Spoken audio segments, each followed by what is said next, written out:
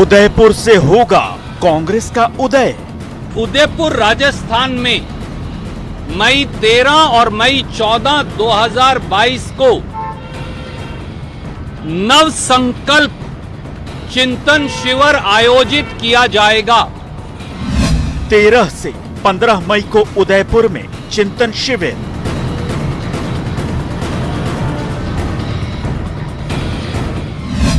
नौ साल बाद राजस्थान में कांग्रेस का राष्ट्रीय चिंतन शिविर।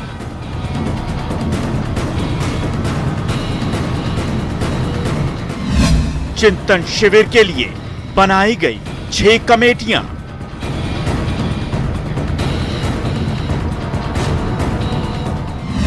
चिंतन शिविर में 6 प्रस्ताव होंगे पारित। नव संकल्प शिविर में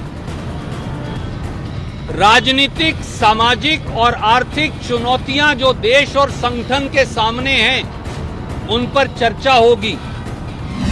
मिशन 2024 के लिए कांग्रेस का एक्शन प्लान। नव संकल्प शिविर के अंदर भारतीय राष्ट्रीय कांग्रेस की 2024 की लोकसभा के अंदर क्या रणनीति रहेगी, इस पर भी निर्णय लिया जाएगा। कांग्रेस को वापस सत्ता तक पहुंचाने के रोड मैप पर होगी चर्चा।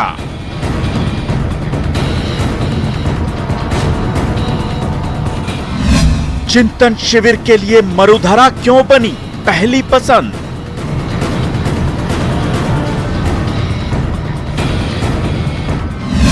कांग्रेस के सामने कौन सी चिंताएं, कौन सी चुनौतियां।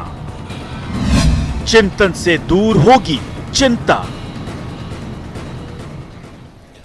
नमस्कार, बहुत स्वागत है आपका। प्राइम डिबेट देख रहे हैं आप, आपके साथ में जेपी शर्मा। कांग्रेस लगातार अपने पुराने गौरव को वापस हासिल करने के लिए जतन कर रही है। ये मानने वालों की भी कमी नहीं है कि कांग्रेस का फिर से सशक्त बनना और बने रहना लोकतंत्र की सेहत के लिए ज़रूरी है। पिछले कुछ सालों में काफ़ी हद तक बदल चुके राजनीतिक हालात में भाजपा ने गैर हिंदी भाषी पश्चिम बंगाल और उत्तर पूर्व के राज्यों में भी अब सीधी लड़ाई से कांग्रेस को काफ़ी हद तक अलग थलग कर दिया है। ऐसे में कांग्रेस के लिए हिंदी पट्टी के अपने परंपरागत वोट बैंक को बचाए रखना तो चुनौती है ही, लेकिन भाजपा के वोट बैंक में सेंध लगाना और बड़ी चुनौती है, जो किए बिना पार्टी का वापस सत्ता में आना दिन के सपने जैसा है। तो उदयपुर चिंतन में इस कठिन रास्ते पर चलने का क्या तरीका सुझाया जाएगा, यह देखना कम दिलचस्प नहीं होगा। इसी पर आज बात होगी इन सवालों के जरिए कि कांग्रेस के सामने क्या क्या चिंताएं, क्या क्या चुनौतियां। क्या चिंतन मिटा पाएगा कांग्रेस की सबसे बड़ी चिंता। और 2023 में चुनाव हैं, 24 में बड़े चुनाव हैं, क्या इनके लिए पार्टी में नई जान फूंक पाएगा उदयपुर चिंतन।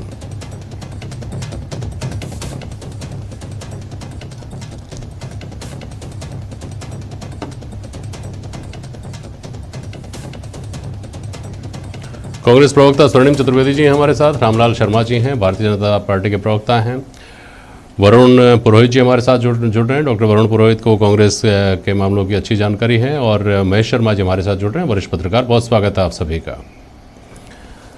वरुण जी, आपको आवाज़ सुनाई दे रही है क्या?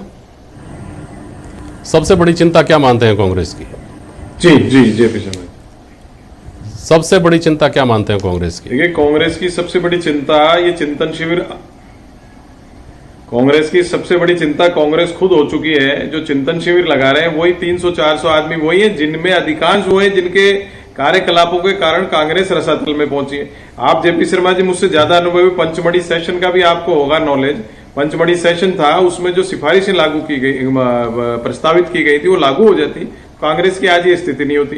एंटनी कमेटी बनी, कितनी कमेटीज बनी, आज चिंतन शिविर हो जाएगा, उसके बाद भी क्या हो जाएगा। चिंतन शिविर होने के बाद भी कांग्रेस पार्टी जब तक रीऑर्गेनाइजेशन अपना नहीं करेगी, जब तक क्या होगा, यूथ कांग्रेस एनएसयूआई के चुनाव करा के वो इनके जो हरावल दस्ते थे कांग्रेस पार्टी के, उनको आपने समाप्त कर दिया। तो सबसे पहले तो उनको रिवैम्प, आप यूथ को अपने साथ जोड़ना चाहते हो तो एनएसयूआई यूथ कांग्रेस एक माध्यम होता था, उसको आप जब तक रिवैम्प नहीं करोगे पुराने तरीके से, जब तक कोई चिंतन करने से फायदा नहीं। और आप ही बताइए, पंचमढ़ी सेशन में जो सिफारिशें की गई थी, 2 बार के हारे हुए को टिकट नहीं मिलेगा, 3 बार के हारे हुए को कभी राज्यसभा टिकट, चेयरमैनशिप दी जाए। ये सब चीजें कार्यकर्ताओं का इसमें पार्टिसिपेशन नहीं है चिंतन शिविर में। वही लोग हैं जो G23 भी बनाते हैं, CWC भी बनाते हैं, वही चिंतन शिविर करते हैं। अधिकांश इसमें वही लोग हैं जिनके कार्यकलापों से मैंने कहा कांग्रेस रसातल में चलेगी। राजस्थान को इसलिए इन्होंने चुना है, राजस्थान एकमात्र बड़ा राज्य इनके पास बचा है पूरे हिंदुस्तान में, और अशोक गहलोत जी बड़े चतुर राजनीतिज्ञ हैं, उसके अलावा संगठन के भी मास्टर हैं। आज भी अशोक गहलोत जी को NSUI यूथ कांग्रेस पूरे हिंदुस्तान के कार्यकर्ता जानते हैं, बाय नेम अशोक गहलोत जी जानते हैं। इसलिए इन्होंने एक प्रयास किया है राजस्थान में करने का। आगामी चुनाव भी आने वाला 3.5 साल, जब तक आप मैं मेरा लास्ट कंप्लीट कर दूं, जब तक कि आप कार्यकर्ताओं का पार्टिसिपेशन या कांग्रेस विचारधारा के लोगों का पार्टिसिपेशन नहीं रखोगे, जब तक आप कितने चिंतन करो उससे क्या होगा, चिंता तो मिटेगी नहीं। ठीक है, मैं आता हूँ। और ये खास तौर पर कांग्रेस विचारधारा की जो आपने बात कही, ये इन दिनों में बहुत प्रासंगिक हो गया सवाल, इस पर भी बात करेंगे। स्वर्णिम जी, 2013 में भी इसी राजस्थान में, इसी जयपुर में चिंतन शिविर आपने किया था, तब आप सत्ता में थे, और कमोबेश मुझे लगता है आज के हालात से तो बहुत बेहतर हालात थे। बहुत सारे राज्यों में आपकी सरकारें थी, महाराष्ट्र में थी, हरियाणा में थी, और कई राज्यों में आपकी सरकार थी उस वक्त। यूपीए सरकार तो चली रही थी, UPA 2, और आपको शायद ही अंदाज़ा इस बात का रहा हो 2013 में तो कि 2014 में परिस्थितियां किस तरह की सामने आने वाली हैं। लेकिन अब आपको बखूबी पता है कि आप कहाँ खड़े हैं।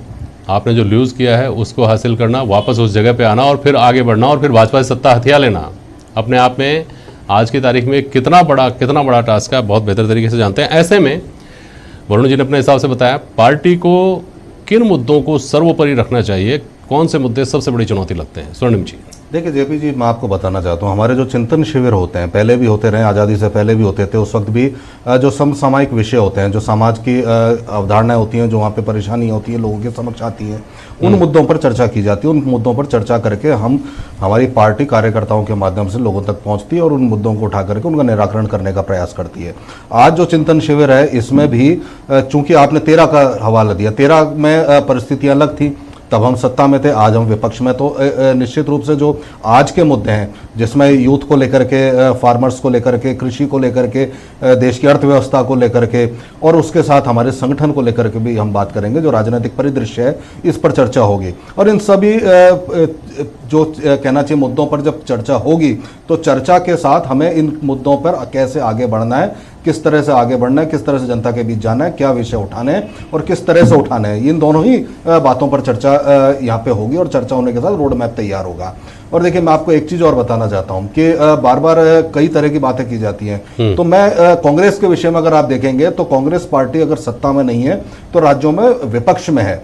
विपक्ष का मतलब हम वहाँ पे लगातार एक नहीं तो दूसरे नंबर पर हैं, और ये कांग्रेस पार्टी की मजबूती है, ये ताकत है कि हमारे कार्यकर्ता हैं, हमारे लोग हैं। ठीक है, कोई राजनीतिक परिदृश्य बदला, आज राजनीतिक नैरेटिव बदला, किसी पोलराइजेशन की राजनीति आई, उसके कारण आंशिक लाभ प्राप्त कर सकती है भारतीय जनता पार्टी, कुछ समय के लिए कर सकती है, लेकिन ये लगातार चलने वाला नहीं है। आपको विकास की बात करनी पड़ेगी, आपको खेतिहर किसानों की बात करनी पड़ेगी, आपको कृषि की बात करनी पड़ेगी, अर्थव्यवस्था जो गर्ते में जा रही है उसकी भी बात करनी पड़ेगी।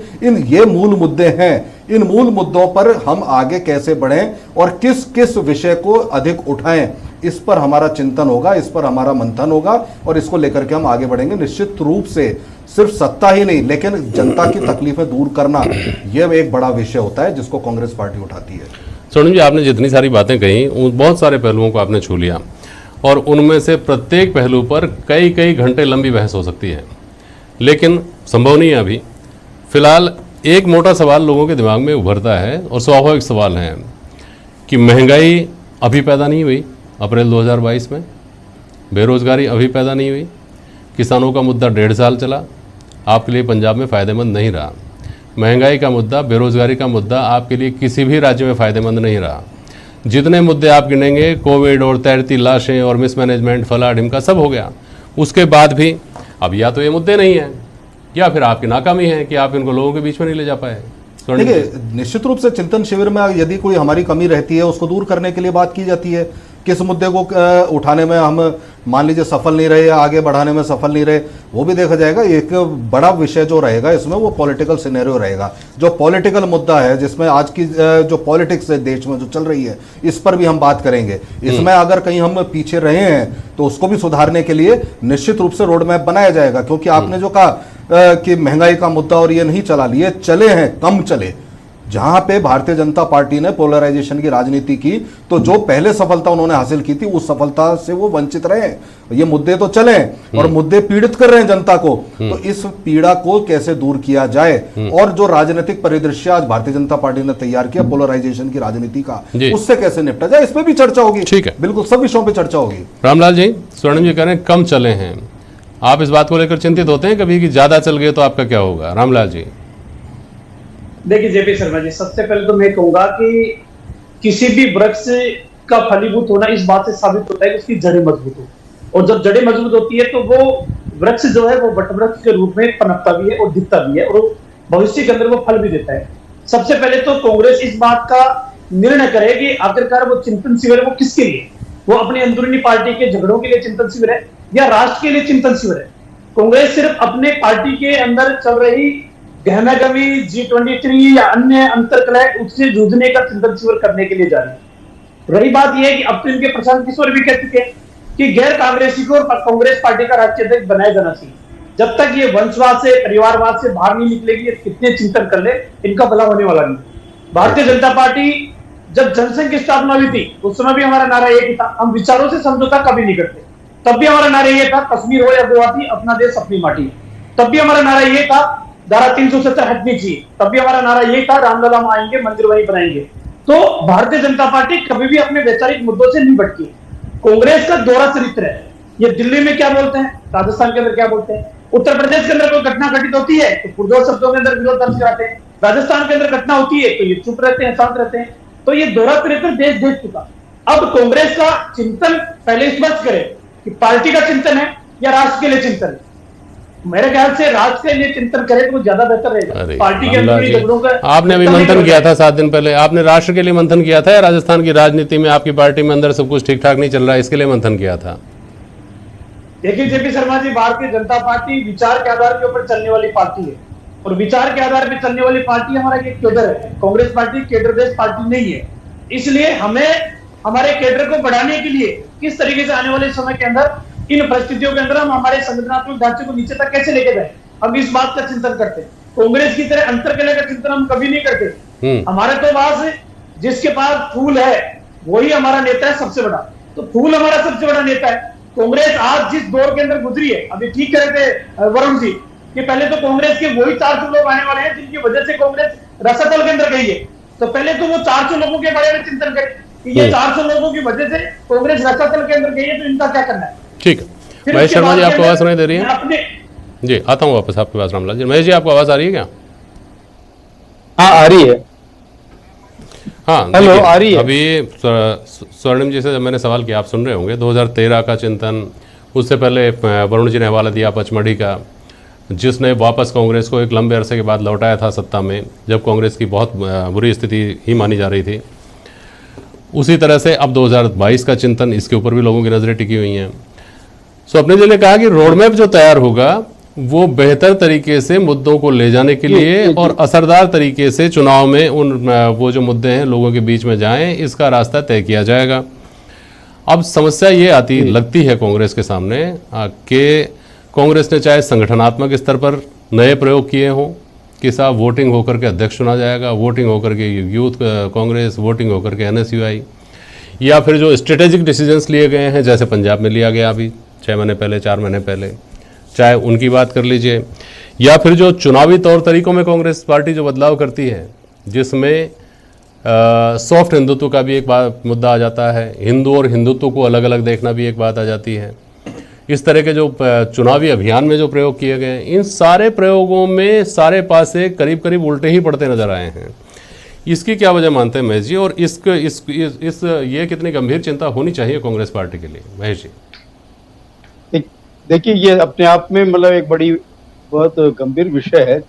कांग्रेस की जिस स्थिति हो रही है, ऐसे में चिंतन शिविर होने चाहिए, मंथन भी होना चाहिए, लेकिन यह है कि पार्टी अपने उद्देश्यों से बिल्कुल नहीं भटके।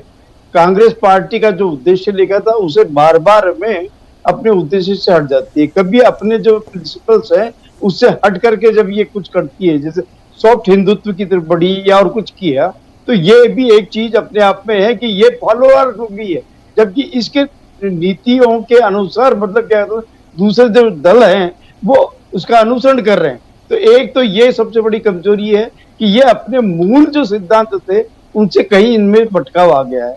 दूसरे सबसे जो बात ये है कि जो बराबर इस पे आरोप लगते रहे, जो पार्टियां जिस बिहाफ पे इन पे सवार होती रही कि परिवारवाद, उससे अभी तक ये पूरी तरह से मुक्त नहीं हो पा रही है। तो इसकी तरफ भी इनको देखना चाहिए।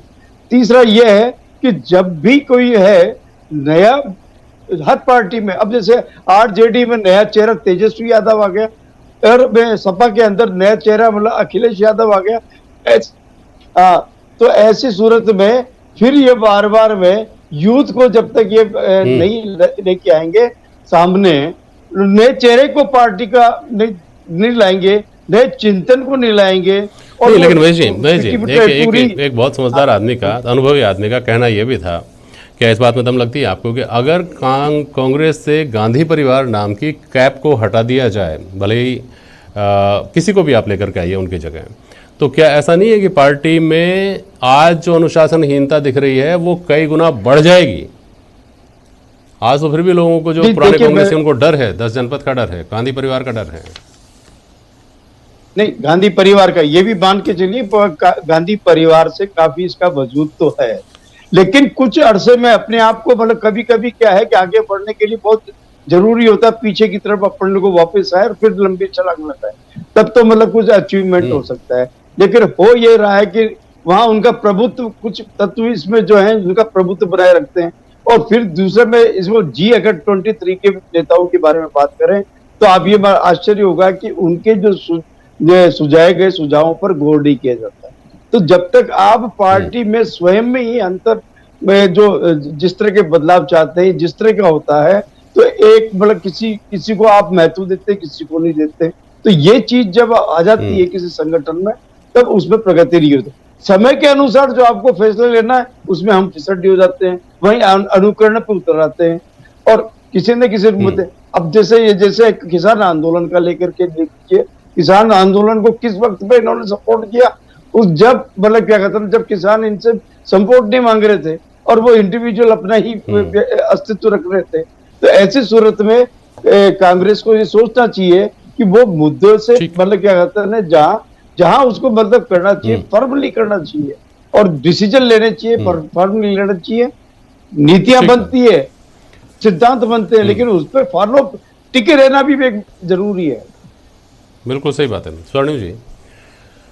ये भारतीय जनता पार्टी के अलावा बहुत कम लोग ऐसे होंगे जो चाहते होंगे कि भारत कांग्रेस मुक्त हो, लेकिन सोचकर देखिए, अगर पिछले विधानसभा चुनाव में राजस्थान, मध्य प्रदेश और छत्तीसगढ़ में भाजपा की सरकारें आ गई होती तो कमोबेश कांग्रेस मुक्त भारत जैसी स्थिति दिखाई देती आज देश में।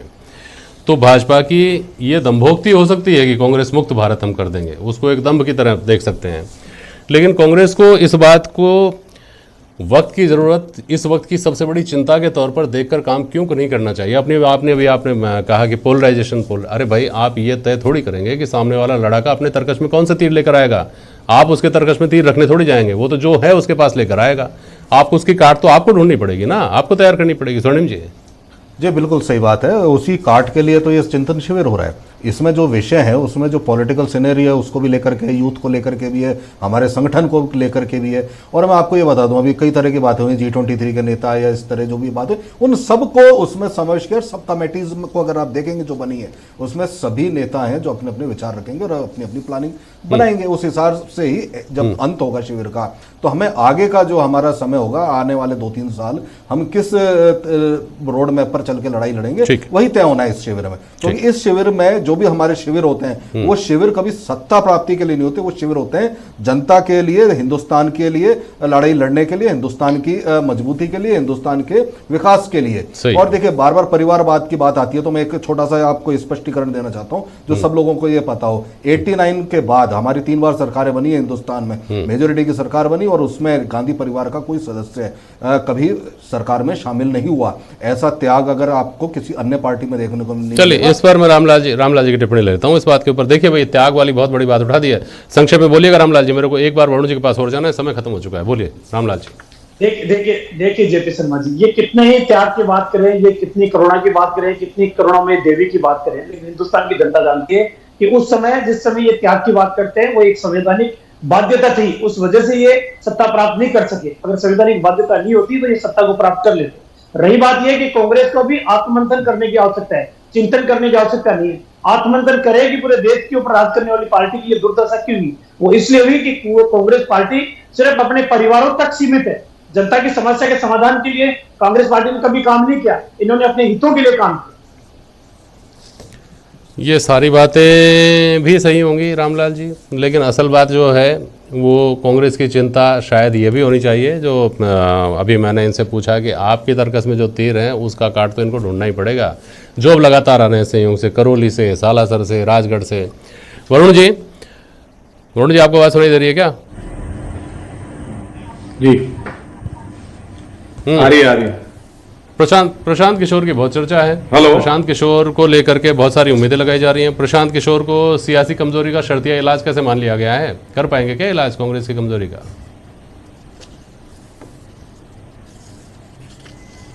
जेपी शर्मा जी, एक स्थिति होती है किंग कर्तव्य विमूढ़ स्थिति, एक होती जड़ता की। तो कांग्रेस का जो सेंट्रल सिस्टम है जड़ता की स्थिति में आ गया है। पूरा देश कांग्रेस के लिए चिंतित है, पर इनको ये चिंता नहीं हो रही कि एक फेस नेशनल लेवल पे कौन सा लाएंगे। इनके पास एक चमत्कारिक फेस था प्रियंका गांधी को, आज दिन तक इनकी समझ में नहीं आ रहा। प्रियंका गांधी को लोग इंदिरा गांधी मानते हैं, इंदिरा गांधी का अक्स मानते हैं, प्रियंका गांधी को राष्ट्रीय स्तर पे लाना ही नहीं चाहते। ये इससे बड़ी जड़ता की स्थिति कांग्रेस पार्टी की क्या होगी? आप बार बार चिंतन कर लो, मनन कर लो, करने वाले वही हैं जो कांग्रेस को मैंने बार बार रिपीट किया और सतल में पहुंचा रहे हैं। वो किस बात का मनन चिंतन करेंगे? और आजादी के बाद से कांग्रेस पार्टी का बिगर गांधी परिवार के अस्तित्व ही नहीं रहा है। तो ये नैरेटिव जो विपक्ष क्रिएट कर रहा है कि गांधी परिवार हटा दो, ये खुद भी वही मान रहे हैं। तो ये मान लेंगे तो कांग्रेस वैसे ही ताला पड़ जाएगा। तो इनकी समझ में नहीं आ रहा, इसीलिए जड़ता की स्थिति में यूं कह रहा हूं।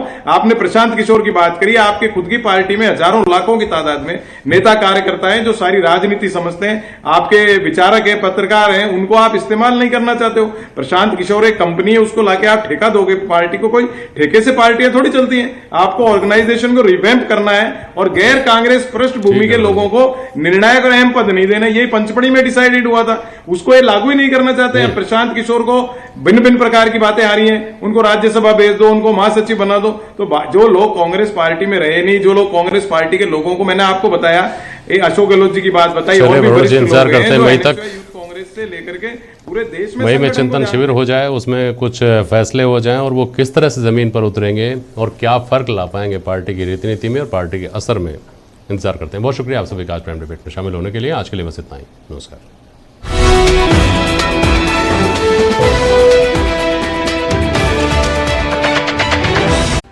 बीजेपी